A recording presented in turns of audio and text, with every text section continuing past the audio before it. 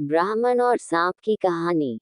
एक बार की बात है, किसी नगर में हरिदत्त नाम का ब्राह्मण रहता था। उसके पास खेत थे, लेकिन उनमें ज्यादा पैदावार नहीं होती थी। एक दिन हरिदत्त अपने खेत में एक पेड़ के नीचे सोया हुआ था। जैसे ही हरिदत्त की आंख खुली, उसने देखा कि एक सांप अपना फन फैलाए बैठा हुआ है। ब्राह्मण को एहसास हुआ कि यह कोई साधारण सांप नहीं है, बल्कि कोई देवता है। ब्राह्मण ने निर्णय लिया कि वह आज से इस देवता की पूजा करेगा। हरिदत्त उठा और कहीं से जाकर दूध ले आया। उसने मिट्टी के बर्तन में सांप को दूध पिलाया। दूध पिलाते समय हरिदत्त ने सांप से क्षमा मांगते हुए कहा कि हे देव, मैं आज तक आपको साधारण सांप समझता रहा, मुझे माफ कर दीजिए। अपनी कृपा दृष्टि से मुझे बहुत सारा धन धान्य प्रदान करे प्रभु। ऐसा कहकर हरिदत्त अपने घर वापस आ गया। अगले दिन जब वह अपने खेत पहुंचा, तो उसने देखा कि जिस बर्तन में उसने कल सांप को दूध पिलाया था, उसमें एक सोने का सिक्का पड़ा हुआ है। हरिदत्त ने वो सिक्का उठा लिया। अब हरिदत्त रोज सांप की पूजा करने लगा और सांप रोज उसे एक सोने का सिक्का देने लगा। कुछ दिन बाद हरिदत्त को दूर किसी देश जाना पड़ा, तो उसने अपने बेटे से कहा कि तुम खेत में जाकर सांप देवता को दूध पिला आना।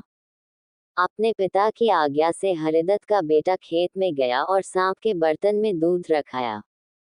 अगली सुबह जब वह सांप को दूध पिलाने गया, तो उसने देखा कि वहां सोने का सिक्का रखा हुआ है।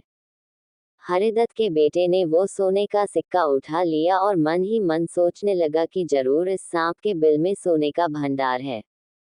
उसने सांप के बिल को खोदने का फैसला किया, लेकिन उसे सांप का बहुत डर था। हरिदत्त के बेटे ने योजना बनाई कि जैसे ही सांप दूध पीने आएगा, तो वह उसके सिर पर लाठी से वार करेगा, जिससे सांप मर जाएगा। सांप के मरने के बाद मैं तसल्ली से बिल खोदूंगा और उसमें से सोना निकाल कर अमीर आदमी बन जाऊंगा। लड़के ने अगले दिन ऐसा ही किया, लेकिन जैसे ही उसने सांप के सिर पर लाठी मारी, तो वो मरा नहीं बल्कि गुस्से से भर उठा। सांप ने क्रोध में लड़के के पैर में अपने विष भरे दांतों से काटा और लड़के की उसी समय मौत हो गई। हरिदत्त जब वापस लौटा, तो उसे यह जानकर बहुत दुख हुआ।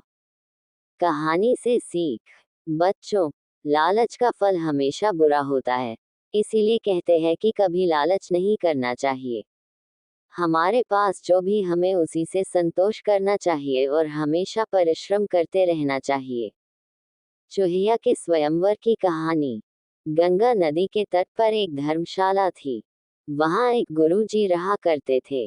वह दिन भर तप और ध्यान में लीन होकर अपना जीवन यापन करते थे। एक दिन जब गुरुजी नदी में नहा रहे थे, उसी समय एक बाज अपने पंजे में एक चूहिया लेकर उड़ा जा रहा था।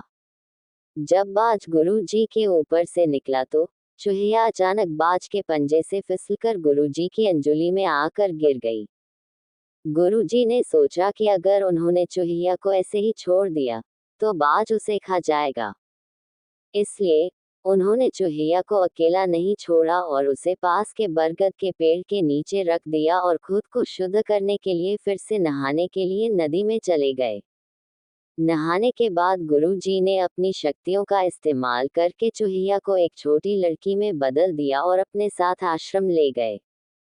गुरुजी ने आश्रम पहुंचकर सारी बात अपनी पत्नी को बताई और कहा कि हमारी कोई संतान नहीं है, इसलिए इसे ईश्वर का वरदान समझकर स्वीकार करो और इसका अच्छे से लालन पालन करो।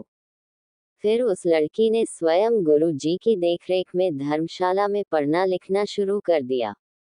लड़की पढ़ने में बहुत होशियार थी। ये देखकर गुरुजी और उनकी पत्नी को अपनी बेट पर बहुत गर्व होता था। एक दिन गुरुजी को उनकी पत्नी ने बताया कि उनकी लड़की विवाह योग्य हो गई है। तब गुरुजी ने कहा कि यह विशेष बच्ची एक विशेष पति की हकदार है। अगली सुबह अपनी शक्तियों का उपयोग करते हुए गुरुजी ने सूर्य देव की प्रार्थना की और पूछा, हे सूर्य देव, क्या आप मेरी बेटी के साथ विवाह करेंगे? ये सुनकर लड़की बाली, पिताजी सूर्य देव पूरी दुनिया को रोशन करते हैं, लेकिन वह असहनीय रूप से गर्म और उग्र स्वभाव के हैं। मैं उनसे शादी नहीं कर सकती। कृपया मेरे लिए एक बेहतर पति की तलाश करें। गुरुजी ने आश्चर्य से पूछा, सूर्यदेव से बेहतर कौन हो सकता है? इस पर सूर्यदेव ने सलाह दी, आप बादलों के राजा से बात कर सकते हैं। वह मुझसे बेहतर हैं, क्योंकि वह मुझे और मेरे प्रकाश को ढक सकते हैं। इसके बाद गुरुजी ने अपनी शक्तियों का उपयोग करते हुए बादलों के राजा को बुलाया और कहा, कृपया मेरी बेटी को स्वीकार करें। मैं चाहता हूँ कि अगर बेटी की स्वीकृति हो, तो आप उससे शादी करें। इस पर बेटी ने कहा, पिताजी, बादलों का राजा काला, गीला और बहुत ठंडा होता है। मैं उससे शादी नहीं करना चाहती।